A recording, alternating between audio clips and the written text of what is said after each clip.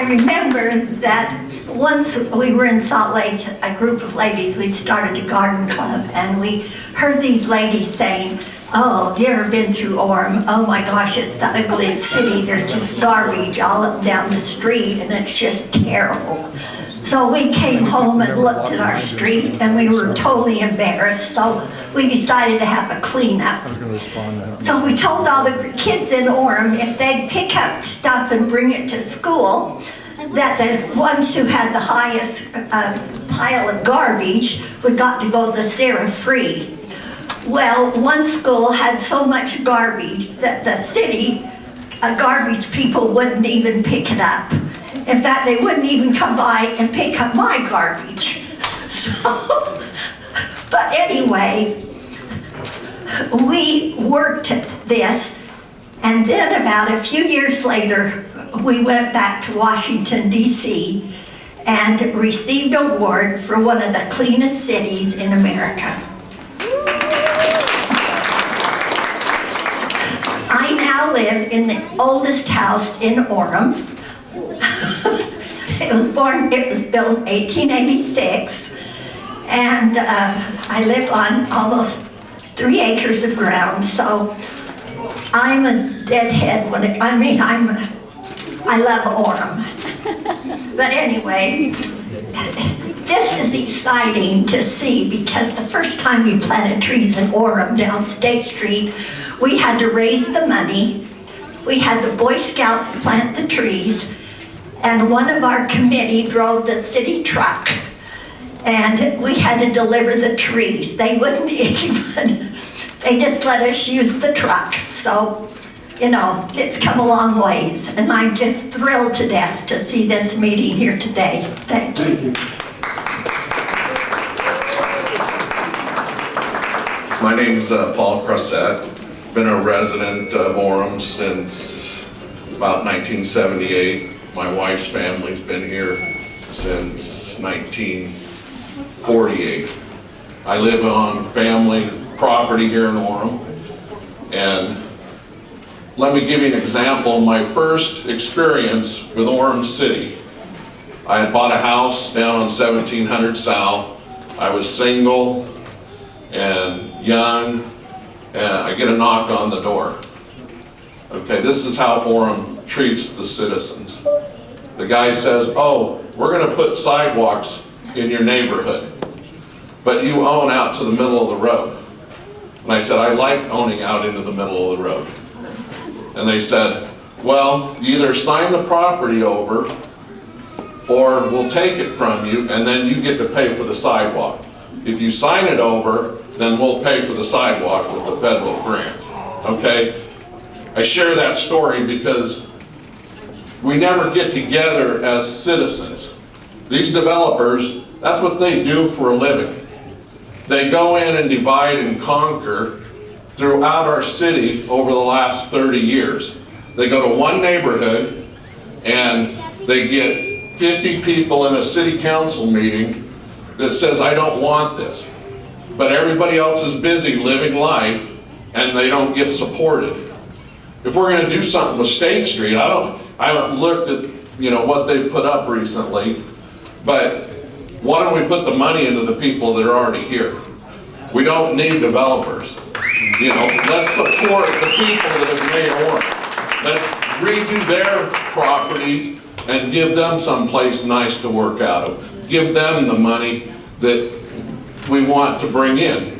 When the mall came in, I don't know, I've watched the mall. Woodbury's telling us how great they are. Before they started remodeling, what the mall looked like. Did Woodbury put any money into the mall to upkeep it and make it nice? No, they just let it get run down. Then they come in, their tax credits run out, and they start building again. Okay? And I'm talking to the Woodbury guy at the city council meeting, and number one, I'm saying, who can pay that kind of rent? Okay? And he goes, "Well, we just want the zoning. Don't worry about who we're going to rent to." Okay? Well, you know, I am worried about it because I live in that area, And I know that people come and knock on the bishop's door asking to help have their rent paid. You know, it's all about taking advantage of the people of Orem.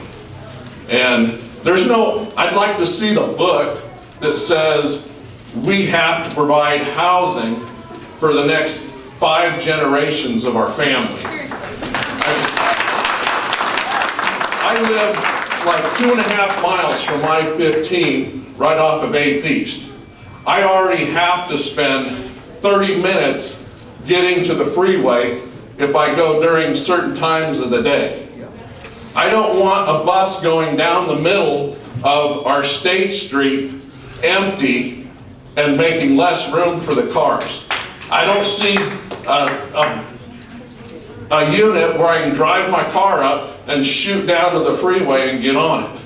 It's just being filled with, you know, except for a couple hours of the day, empty buses running all over this city. You know, we need to preserve what Orem is, not ruin it with any more housing. We can't get around as it is. Thanks, Paul. I just took a survey. Can I make a comment? Before it was a survey. Everybody have a chance. Okay, this is my comment. So I've lived here 35 years, born and raised. I paid property tax on 3 homes in Orem. I bleed it. I'm a professor at UVU. I bleed Orem in my blood. You guys building homes that you think are going to be affordable by students is a lie in everyone's mind, so that needs to be a different issue addressed. But I think a lot of us in this room aren't opposed to seeing Orem State Street beautified. Like, how cool. No one even wants to walk down it unless they want to get robbed. No one's opposed to that moment, right? The beautification is great. But I'm a huge fan of democracy, and I think you can see Orem is too. So instead of having a council make the decision, why don't we get to? Yes.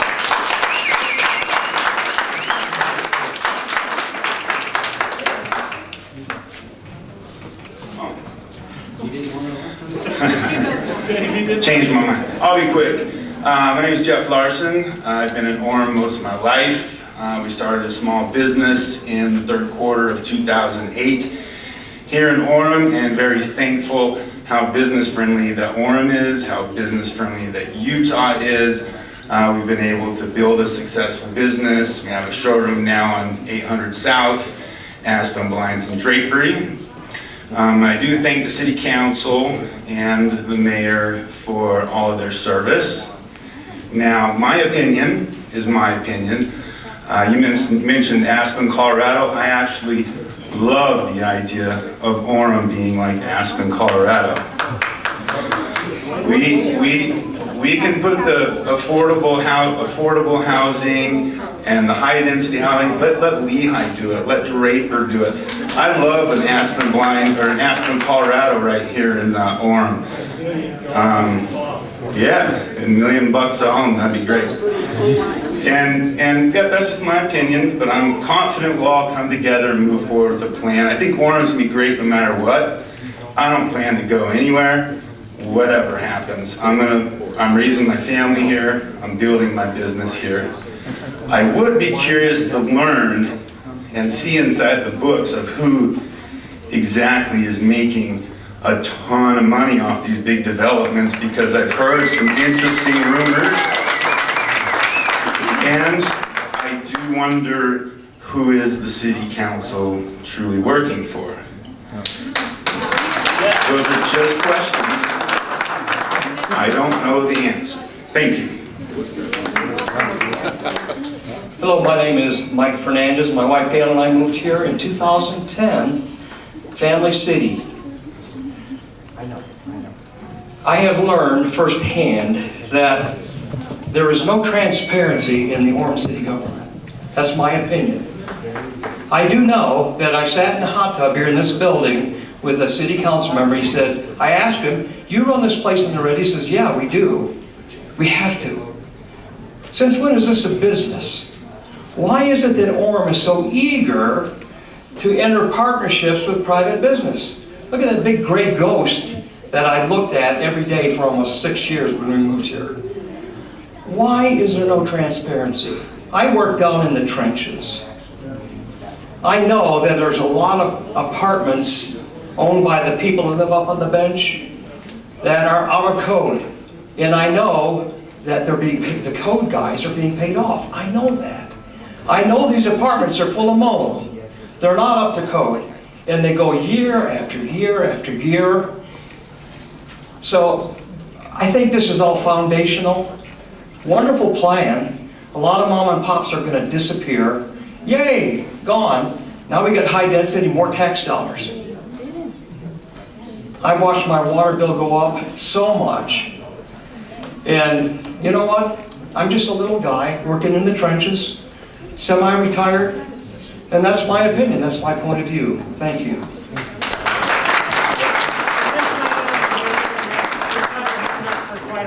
So my name's Will Falk. Oops.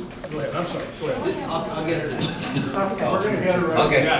Thank you. My name is Suzanne. I'm relatively new to Orem, and I just love it. One of the things that surprises me is that we're having a lot of controversy about high-rise apartments and how the city is going to grow. And I don't hear anybody saying, okay, these are qualities, X number of car parking for a place to live, or standards that can't be violated about how far things are close to one another. This idea of high-rises being planned. Is there anything going on in the city, and later on I would appreciate an answer to this, that diagrams what are the qualities, what are the restrictions, what are the boundaries that are put into place by places that are quoted as being, this is a great place to live. If we're going to grow and change, I would like to know what defines a place like Hillsborough or other places that have been quoted, Aspen, Colorado. Some of these don't seem reasonable for Orem, but at the same time, I don't hear a basic plan of standards that growth would have to follow. Thank you. Go ahead, Dave. So my name's Will Falk, and pleased to be here tonight. I do have a couple questions on the plan. As we look at our infrastructure, are we in a position where we have the water to handle additional populations and high-rises? We're going into a drought period right now, and the water is going to be started, well, we've already started to control our water usage. I think we might be getting ahead of ourselves if we're talking about thousands of people coming in if we don't have the water for them. Traffic is sorrowful. I'll answer that when we go to question and answer period. Okay. Traffic and sewer, so those are some of my concerns. Is the infrastructure prepared to take on additional populations? Yeah.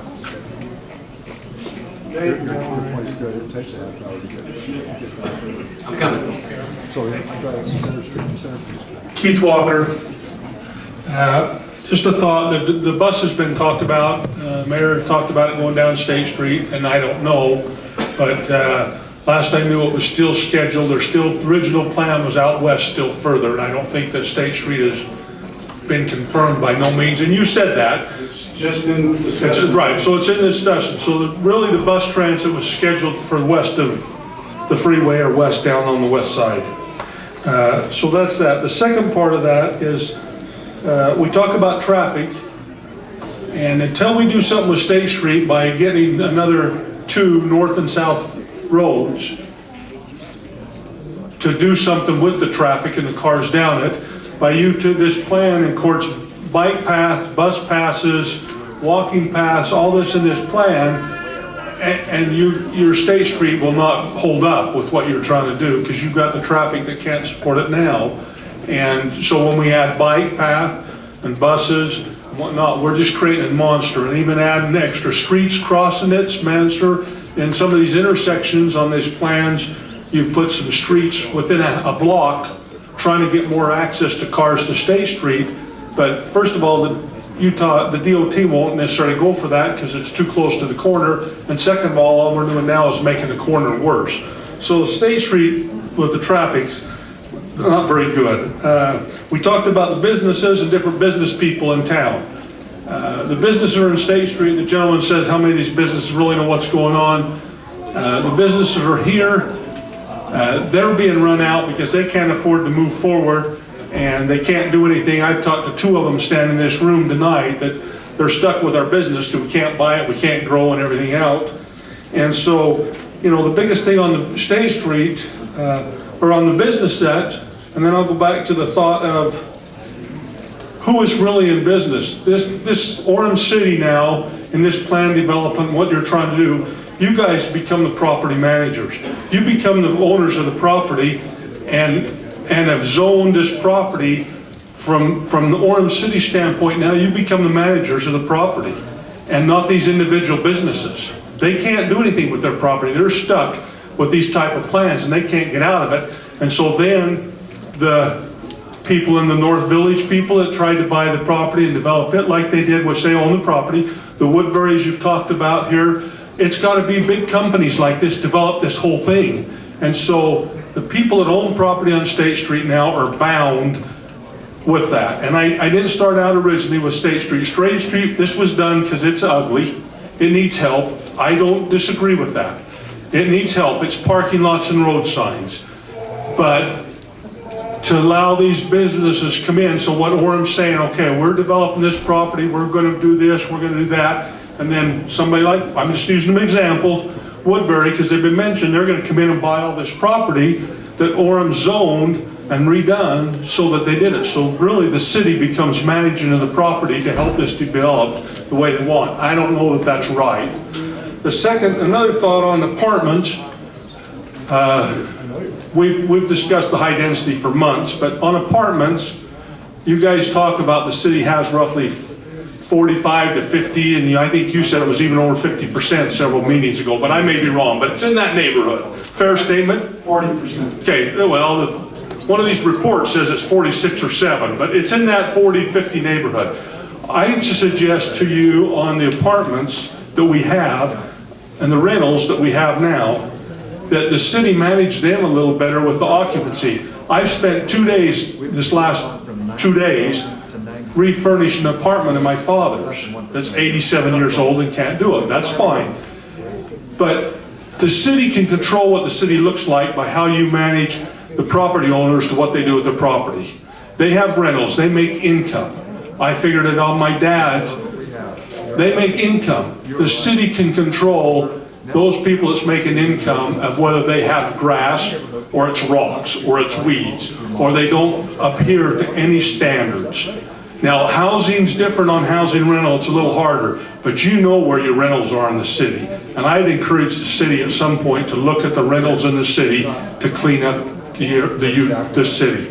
And I commend Terry, I thank Terry for his comment. This is Family City USA. I've been here for 65 years and I don't think that we need all the apartments because everybody else will build them. I've said this to you guys in your city council meetings 2 or 3 times. Everybody else in this valley, it's been commented, will build them. Let them go. Let the houses stay here. Develop the State Street to be nice and look nice. And because it's a parking lot, you know, it's 70% parked cars. I understand that, but let that go. Terry's comments and Family City USA ought to stay that way. And there's a lot of different things I think that need to be done and other things to address what's going on. Thanks, sorry. Hi, my name's Joshua Anderson. I live down in Springwater neighborhood, and we have the Access Apartments right across from our neighborhood, and we're having issues with not enough parking over there. They're parking in our neighborhood. In fact, my neighbor across the street got into an altercation. He's a 76-year-old man and got beat up. But my biggest concern echoes the gentleman over there as far as resources, right? I heard somebody talking about growth and the way that you can stop it. Well, you can also run out of resources, right? That's a great way to destroy your economy, is running out of resources. And that's something that kind of worries me that I don't hear being talked about a lot. Water, right?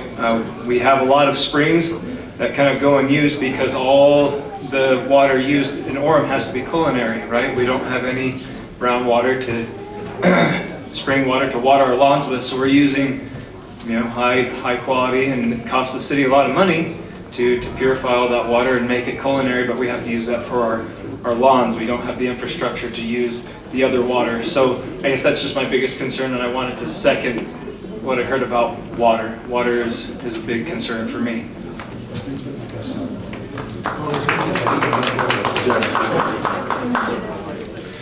Justin Showers. I do own property on State Street. I'd like to bring it back to State Street because I don't know that this was intended to be a session about all the issues in Orem. The reality is we're here to talk about State Street. And you know, I've heard people talk about democracy, which can be a dangerous thing. We have zoning rules to protect us from mob rule, and that is how Orem City residents would like to see a lot of our city developed. And that's just not right. You have to create some certainty for these developers to come in here and spend the kind of money that's going to take to revitalize State Street. I've heard about people trashing property rights, where they want the city to come in and dictate exactly what you can and cannot do with your property. I've heard somebody talk about going into a private business and saying, open up your books. You're a business owner. I can't believe you'd even suggest that. We have to be careful what we say. Do we believe in the Constitution or not? Okay, that's the question. Now, in regards to State Street, if you want this redeveloped, what do you want the developers to develop? We don't need more office space. We don't need more retail space. We do need affordable housing. So if we take that as our perspective, the lens, Mayor, you and I have talked a lot about affordable housing. I know you're passionate about it and you've done a whole lot for it. Instead of talking about apartments, can we talk about condominiums? We've got to get these 45%, 40% of renters on the escalator to home ownership, and condos are the way to do it. People have been phenomenally successful with starting out, owning a home. A condo is a perfectly wonderful way to do that. Would you feel better if we said, let's not develop apartment buildings? Would you feel better if we said, can we develop condominiums that people can actually own as a stepping stone towards buying your home when it's time for you maybe to move on to another place? That's what we should be talking about. You cannot look at State Street and say, let's just redevelop it. You have to provide some certainty to the developer to say what is marketable. We have to find the highest and best use for every parcel that we have along State Street. This week, a 4+ acre parcel came on the market. Those are rare. We have opportunities to do something great with these parcels, but if we don't have the certainty, and if we try to bring a project to Orem City, and all we get are people screaming at us, then I guess you've accomplished your goal, which is to say move on to somewhere else, and we're going to end up with really the nastiest section of State Street around. I mean, that's just the reality. So my main point is what is developable, what's marketable, and it is high density, and it's condos so people can own them. That's the point that I want to make. It has to have a residential component up and down State Street. It just has to. That's the only thing that's marketable. Not retail, not office space. We need residential. People can buy.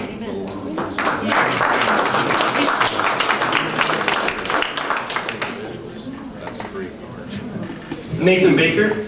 I kind of echo what he said. Like, I see Orem as dying, you know, because what we have is we're out of land that's developable. We don't have big parcels of land when I was a kid. You know, when I was a kid, there was acres upon acres of orchards that were available. And so what I want to see and what I want Orem to be is somewhere where it has life to it, and it's not just constantly just older houses dying and growing older and running down, looking like, you know, some of these other cities in Salt Lake County. And so, you know, kind of bringing it back to State Street, I'm not necessarily for slowing down traffic on State Street. I think State Street is slow enough as it is, but I am about creating value in State Street and making it prettier and making it so people and businesses want to be and work in Orem.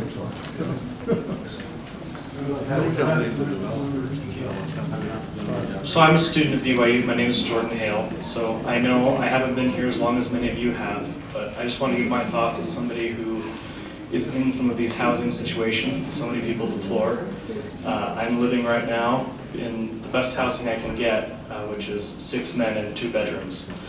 And that's all we have, because people have been restricting in Provo and in Orem. It's just a general sentiment, I understand it. You like your single family homes. But it creates a cap on where we can and cannot live when we're here. And people are very proud of BYU and UVU for having such growth and for having so many students. But we're running out of places to go, and because there's fewer areas where we can rent from, or other people who are renting because they stay in Provo and they can't find a house, the prices are going up, and it's hard to afford that. So I don't think the idea that having more rentals will increase, it will decrease prices because there will be more options available. That's the first thought I had. And the other one is just State Street in general. It's kind of a nightmare to get here. I drove 20 minutes to get here tonight, and it was stopped all the way along. And people are opposed to the buses. It only takes 3 people riding a single bus to make it the same as if they were just driving cars.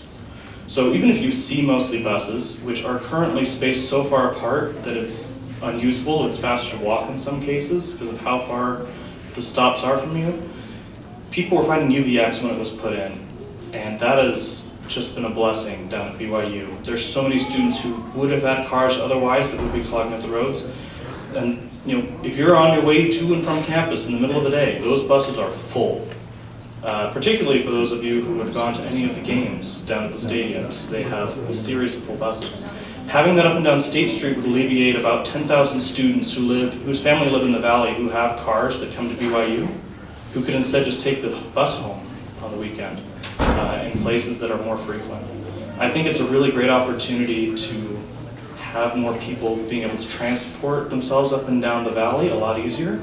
And those businesses that are struggling will have more people coming there because there are places for them to get there in a way that they're not waiting 5 minutes to turn left onto State Street, hoping that there's a break in the cars.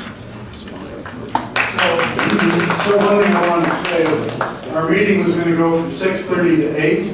So I would like to have continual comments, if anybody wants to keep making them, until 8 o'clock, and then we'll switch over to question and answers. And we'll keep going if everybody wants to stay. Anybody else would like to make a comment? One over here on the left. Is it my turn? Yes. Okay. What is your name? My name is Amelia Dunlap, and I have been bouncing between Orem and Provo since I came out for BYU in 2009. So over 10 years now, and now I have a family here, and I live in Orem, and I want to buy a house with a yard, and I want to be able to have that space where my kids can play at my house, and we don't have to share a communal playground with an apartment complex. And I also don't think things have to be mutually exclusive. I was really skeptical when Provo redid all of Bulldog, which is now Cougar Boulevard, but it's amazing now. And the congestion and how scary it was to drive on Bulldog when it was Bulldog is gone. And it's amazing to be able to drive on that. And I, as a stay-at-home mom, have been trapped in my house when I didn't have a car. For a long period of time, I was trapped in my house when I didn't have a car because I couldn't walk anywhere here. And that was a really difficult time in my life. And if I had just been able to walk to the places I needed to go, then I could have had a better quality of life here. So I just want to say that I do think that it doesn't have to be mutually exclusive. We can preserve the neighborhoods. We can offer incentives to citizens to buy single-family homes and renovate them to improve them. But then we can also improve State Street and make it more walkable and make things easier to access for students and things like that. It doesn't have to be mutually exclusive. But what I don't want is I don't want Orem to become what Lehigh has become. It's a mess out there, and I hate all the high-density things that cost $500,000 and you can't even stand between the two. You can stand between the two houses and touch one from another. They're detached, but why? That's what I don't want Orem to become, because I want to stay here and I want to raise my family here, and if Orem becomes what Lehigh is now, then I'm gonna have to move my family somewhere else because I hate that. So thank you for this meeting and thank you for the opportunity to talk. I got one right behind you. Hi, my name is Mercedes, and I moved here 6 years ago from Los Angeles, so I know what it's like to live in a city. And I'm really grateful that Orem has a plan. I think it's beautiful to see somebody thinking ahead and realizing that unless we put a maximum occupancy on our city, which I don't think is going to happen,